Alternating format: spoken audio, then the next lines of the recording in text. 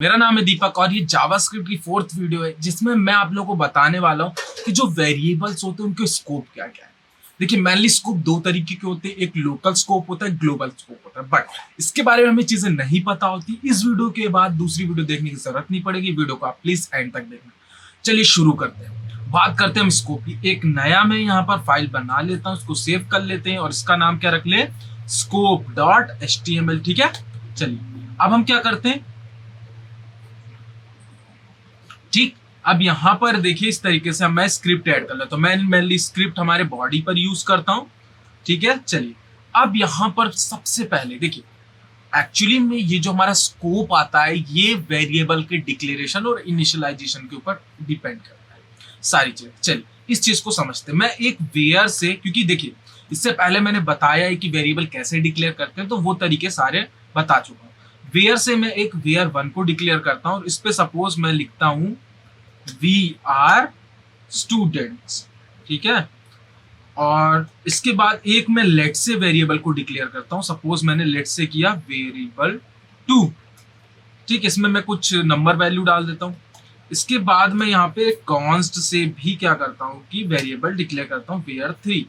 इसका नाम क्या दे, इसको मैं वैल्यू डाल दें we are LEARNING learning JavaScript. ठीक है, चलो इतना हो गया। अब इसको हम कंसोल कर लेते। कंसोल इसलिए क्योंकि एरर्स हमें कंसोल पे दिखाई देती है। जावास्क्रिप्ट जो है वो ब्राउजर पर रेंडर होती है, इसलिए मैं यहाँ पे कंसोल ले रहा हूं।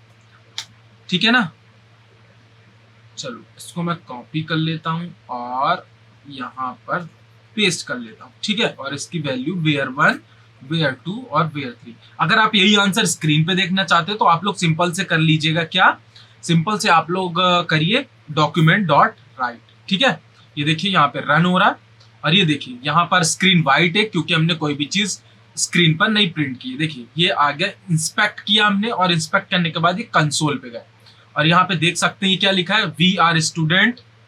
इसको कट कर देते हैं। ये देखिए 23 वी आर लर्निंग जावास्क्रिप्ट। ये तीन हमारे क्या आ गए, यहाँ पर आउटपुट आ गए।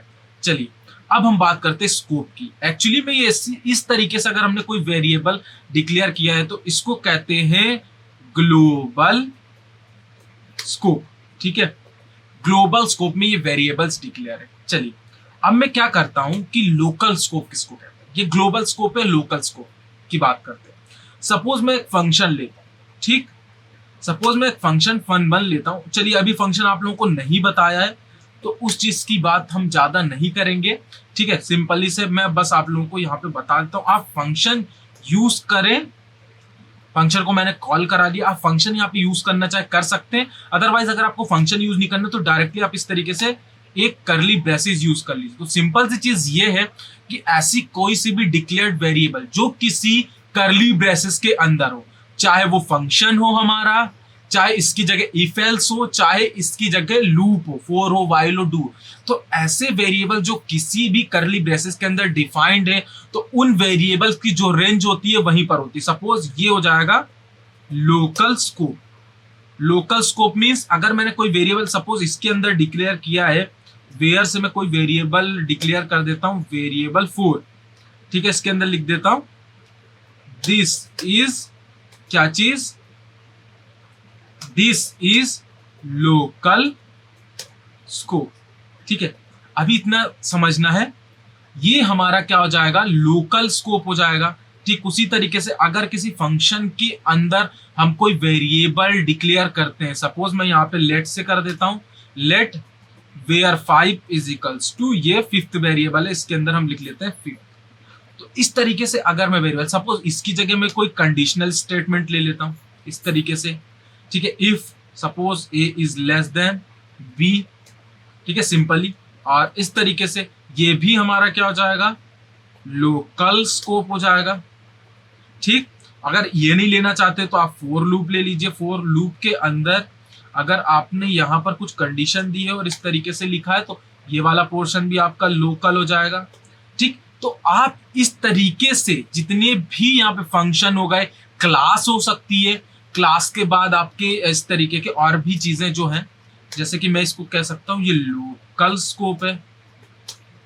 ठीक, तो ऐसे वेरिएबल जो किसी पर्टिकुलर फंक्शन के अंदर है, किसी भी इफ एल्स के अंदर है, यानी कि कंडीशनल के अंदर है, या किसी लूपिंग स्टेटमेंट के अंदर है, किसी क्लास के अंदर है, तो ऐसे वेरिएबल्स को हम लोकल वेरिएबल कहते हैं। फिलहाल के लिए आप इतनी चीज समझ लीजिए। अगर कोई वेरिएबल किसी स्कोप के अंदर, सिंपल से अगर किसी करली ब्रेसिस के अंदर है, तो वो वेरिएबल लोकल वेरिएबल होगा। अब देखिए लोकल वेरिएबल का मतलब क्या होता है कि ये वेरिएबल, सपोज मैंने इसके अंदर देखिए लेट वेयर 5 इक्वल्स टू 5 एक फंक्शन के अंदर डिक्लेयर किया।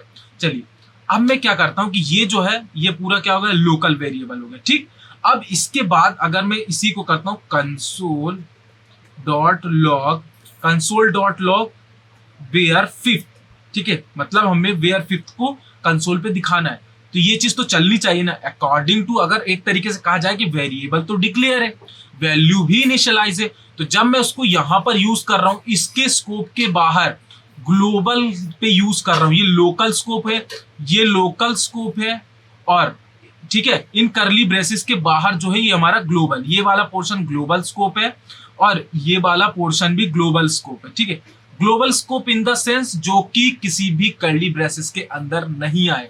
ठीक है ना, तो इस तरीके के वेरिएबल्स। अब देखिए कंसोल पे जाते हैं, क्या चीज दिखाई दे रही, कह रहा है uncaught syntax error, unexpected token, और हमने यहाँ पे कुछ गड़बड़ कर दी है हमारे यहाँ पे प्रोग्राम में, उसको हम पहले रिप्लेस करते हैं, उसके बाद यहाँ पे हम चीजें देखते हैं।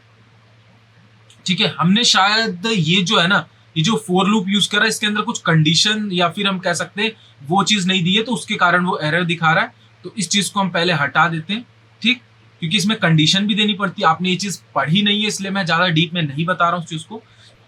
यहाँ पे देख सकते हैं सिंपल इस क्या लिखा है, वेयर 5 इज नॉट डिफाइंड। ठीक, अब आप यहाँ पे जाके देख सकते हैं कह रहा है वेयर 5 नहीं है डिफाइंड, बट मैं इसी वेरिएबल को अभी यहाँ से हटाऊं और यहाँ पे पेस्ट कर दूं। ठीक है, यहाँ पे पेस्ट कर दूंगा तो चल जाएगा, ये तो आपको दिख रहा है। अगर मैं यहाँ पेस्ट कर देता हूं, यहाँ भी पेस्ट कर दिया, आप देखिए तब भी हमें यहाँ पे 5th दिखाई दे रहा है, ये देखिए 5th दिखाई दे रहा है, बट यहाँ पे अनकॉर्ड reference A is not defined, actually में वो इसके लिए दे रहा है क्योंकि हमने यहाँ पे एक कंडीशन यूज करी तो है, बट ए और बी को हमने क्या किया, कहीं पूरे वे देखिए अब वेयर से डिक्लेयर या इनिशियलाइज नहीं किया है, तो इस चीज को भी हटा देते हैं, है ना, पूरी एरर हमारी हट जाएगी। अब देखिए आप देख सकते हैं answer, we are student 23, we are learning JavaScript और 5th। मतलब ये चीज समझ लो, इस पूरी वीडियो की समरी समझ लो कि अगर आपने कोई वेरिएबल किसी लोकल स्कोप में डिक्लेयर किया है, किसी लोकल स्कोप में किसी वेरिएबल को आपने डिक्लेयर किया है, तो उसको आप ग्लोबल स्कोप में एक्सेस नहीं कर सकते हो। ये चीज आप समझ के रख लो। और दूसरी चीज, कभी भी आप किसी वेरिएबल को डिक्लेयर करने से पहले यूज ना करें। सपोज ये वेरिएबल मैंने डिक्लेयर किया, ठीक, अब मैं क्या करता हूं कि वेयर 1 को यहां से हटाता हूं और सबसे पहले मैं इसको यूज करता हूं। ठीक, देखिए वेरिएबल वेयर 1 जो है क्या है, डिक्लेयर भी है और वैल्यू भी इनिशियलाइज है, लेकिन उसको मैं अगर पहले यूज करूंगा तो वो क्या एरर देगा, 23 के ऊपर अनडिफाइंड आ रहा है। ठीक, अनडिफाइंड आ रहा है, अभी देखना थोड़ी सी वेरिएशन देखना। जैसे मैं इस वेरिएबल को यहां से हटाता हूं और ऊपर पेस्ट करता हूं, ठीक, तो यहां पे क्या देखने को मिल रहा है कि हमारा uncaught reference error can not access var 2 before initialization, कह रहा है कि वेयर 2 को मैं इनिशियलाइज करने से पहले यूज नहीं कर सकता हूं। बट ऐसा क्वेश्चन आना चाहिए ना आपके मन में भी कि हमारा जब मैंने वेयर के साथ यानी कि वेयर डिक्लेयर्ड कीवर्ड के साथ यही चीज की तो उसने अनडिफाइंड कहा, और लेट से डिक्लेयर्ड कीवर्ड के साथ किया तो वो चीज कह रहा है कि सिंटैक्स एरर है। तो ऐसा क्यों? तो इसके पीछे ये रीजन है, ध्यान से समझना, इसके पीछे ये रीजन है कि जो हमारा वेयर डिक्लेयर्ड कीवर्ड होता है उसमें होती है होस्टिंग। देखिए डिक्लेरेशन की होस्टिंग होती है, इनिशियलाइजेशन की नहीं होती है। अगर मैं सपोज यहाँ पे मैंने वेयर 1 से एक वेरिएबल क्या किया, डिक्लेयर किया, उसको कुछ वैल्यू इनिशियलाइज की, ठीक, तो अगर मैं किसी वेरिएबल को डिक्लेयर कर देता हूं और उसको कुछ वैल्यू नहीं देता हूं, उस केस में वो अगर हम उसको कंसोल पे देखें या फिर हम उसको डॉक्यूमेंट डॉट राइट करें तो वो ये प्रॉब्लम देता है अनडिफाइंड की। ठीक, अगर मैं किसी वेरिएबल को डिक्लेयर करूं उसमें वैल्यू इनिशियलाइज ना करूं तो अनडिफाइंड की सिचुएशन बनती है। लेकिन यहां पर मैंने देखिए वेयर 1 जो है डिक्लेयर भी किया, वैल्यू भी इनिशियलाइज की, बट मैंने उसको यूज पहले किया है, तो यहाँ पे वो क्या एरर दे रहा है, अनडिफाइंड।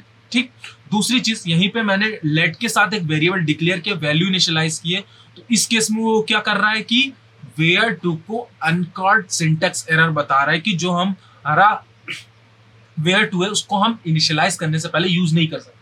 दोनों में बहुत अंतर है। देखिए लेट और कॉन्स्ट में सेम चीज आएगी। लेट और कॉन्स्ट के बिहेवियर्स अलग है वेयर के केस में। वेयर के केस में इसलिए कि वेयर में बाय डिफॉल्ट होस्टिंग होती है। होस्टिंग का मतलब ये है कि अगर कोई वेरिएबल्स ग्लोबल स्कोप में डिक्लेयर्ड है वेयर से, तो बाय डिफॉल्ट सबसे टॉप पर क्या हो जाते हैं, डिक्लेयर हो जाते हैं। जैसे कि सपोज यहाँ पे वेयर से वेयर 1 आ गया होगा बट उसमें वैल्यू नहीं डली होगी। तो इस तरीके की एरर्स हमें, इस तरीके की चीजें हमें देखने को मिलती है और यही वेरिएशन है स्कोप के।